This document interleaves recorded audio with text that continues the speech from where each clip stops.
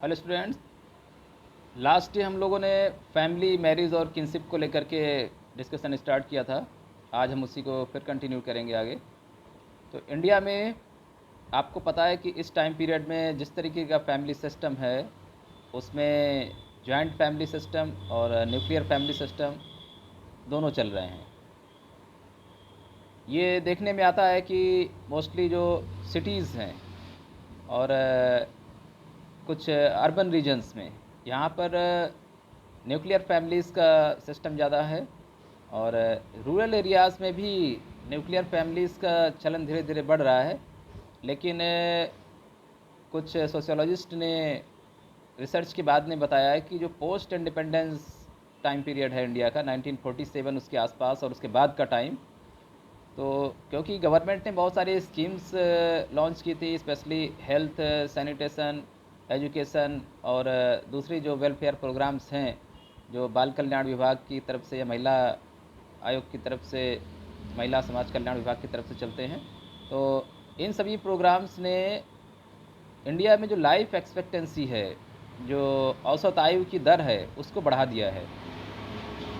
और सर्वे में ये पाया गया कि आज़ाद भारत में जो 1950-60 का दशक है और उसके आगे के दशकों में यहाँ पर औसत आयु में वृद्धि हुई है, क्योंकि पहले लोग बीमारियों से और तमाम अकाल के कारण से अकाल मौतें हो जाती थी। और इस वजह से फैमिलीज़ में जो बूढ़े लोग हैं, वृद्ध लोग हैं, एज्ड पीपल, उनकी संख्या कम हो जाया करती थी। और जो चाइल्ड मोर्टेलिटी रेट है, बच्चों की जो मृत्यु दर है, शिशु मृत्यु दर जिसको कहते हैं, वो भी पहले काफ़ी ज़्यादा था।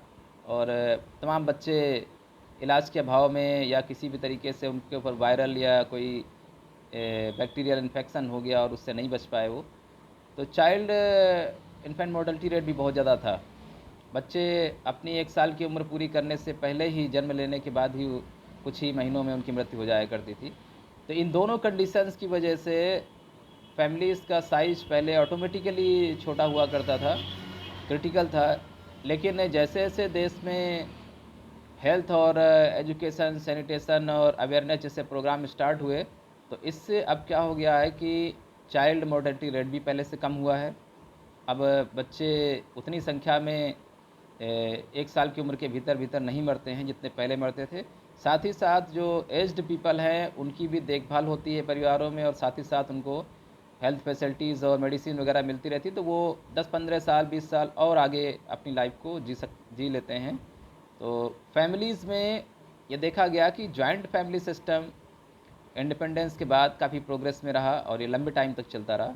फिर जब ज़्यादा तेज़ी से इंडस्ट्रियलाइजेशन का दौर आया, अर्बनाइजेशन स्टार्ट हुआ और फैमिली के मेंबर ज़्यादा से ज़्यादा अलग अलग काम में इंगेज होकर के, या कोई आउटडोर जॉब कर रहे हैं जो किसी दूसरे शहर में जा कर के, या आसपास के कस्बों में जाकर शिफ्ट हो रहे हैं, वहाँ जॉब कर रहे हैं, तो ऐसे में न्यूक्लियर फैमिलीज़ का चलन बढ़ने लगा।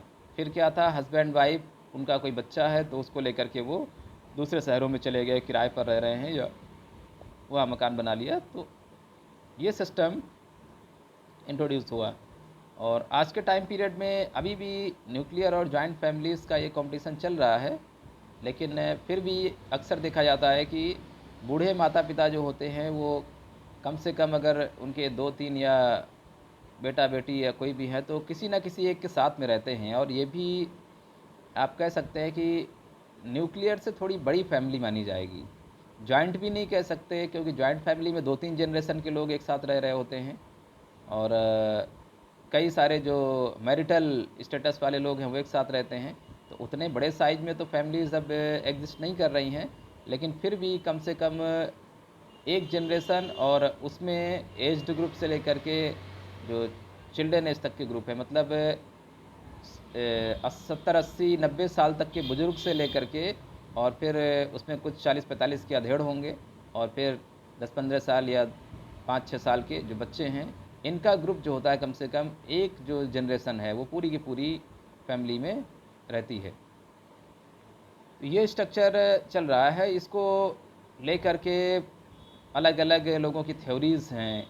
और देखिए सोसाइटी में, जैसा कि आपको पता है कि इस समय भी एक बड़ा ही कॉम्प्लेक्स या कह सकते हैं आप विरोधाभासी एक कॉन्ट्रडिक्शन है, जो कि कुछ लोग ये कहते हैं कि जॉइंट फैमिली सही है, फैमिली में सारे मेंबर एक साथ रहने चाहिए, जिससे कि जो आउटसाइड वर्क है, जो अर्निंग वर्क है, वो मेल पर्सन्स करेंगे, बाहर जा कर के नौकरी चाकरी करेंगे या कोई भी काम करते हैं उससे मनी अर्निंग होगी, और वुमेन जो होंगी वो हाउस होल्ड वर्क करेंगी, घरेलू काम करेंगी।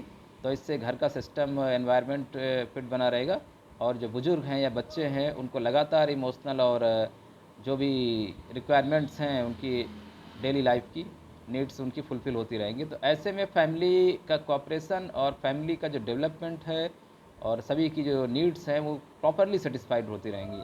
अदरवाइज़ की कंडीशन में न्यूक्लियर फैमिली में स्ट्रगल के चांसेस बढ़ जाते हैं। और आजकल के कुछ नए पैटर्न में जैसे हस्बैंड वाइफ दोनों जॉब होल्डर्स हैं, तो फिर उस कंडीशन में उनके लिए जो डेली लाइफ की चीज़ें हैं और नीड्स हैं उनको कौन फुलफ़िल करेगा, क्योंकि दोनों जॉब में एंगेज हैं, दोनों को अर्ली मॉर्निंग जल्दी उठ करके ही जॉब के लिए जाना है।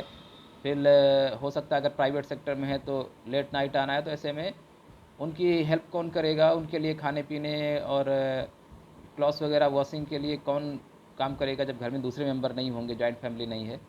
तो ये कुछ क्वेश्चंस हैं, लेकिन लोग उसका सलूशन भी निकाल लेते हैं। आपको पता है आजकल जो हाउस सर्वेंट हाउस मेड का प्रचलन बढ़ चुका है। तो ऐसे में वो ये भी नहीं कहा जा सकता कि न्यूक्लियर फैमिली बिल्कुल बेकार है, क्योंकि एक डेमोक्रेटिक राइट के अकॉर्डिंग मैन और वुमेन दोनों को ही इक्वल राइट्स हैं कि वो अपनी लाइफ अपने अकॉर्डिंग या जो भी प्रोफेशन जो काम जो जॉब उनको पसंद है उसके अकॉर्डिंग कर सकते हैं।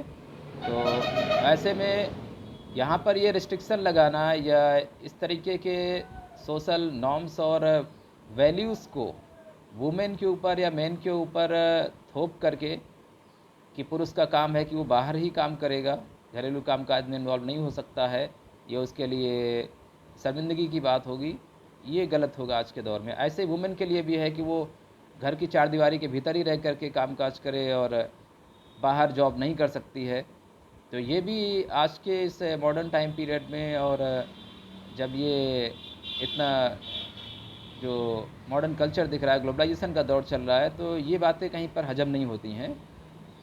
तो फैमिलीज़ का ये जो स्ट्रक्चर है ये वेरिएबल है, वेरिएट हो रहा लगातार कंटिन्यू। और जैसा कि मैंने पहले ही आपको बताया था कि फैमिली या किनशिप से रिलेटेड जितने भी मैटर्स हैं या फैमिली लॉज, सोशल लॉज और ट्रेडिशन कस्टम्स, ये कंटिन्यूसली चेंज हो रहे हैं।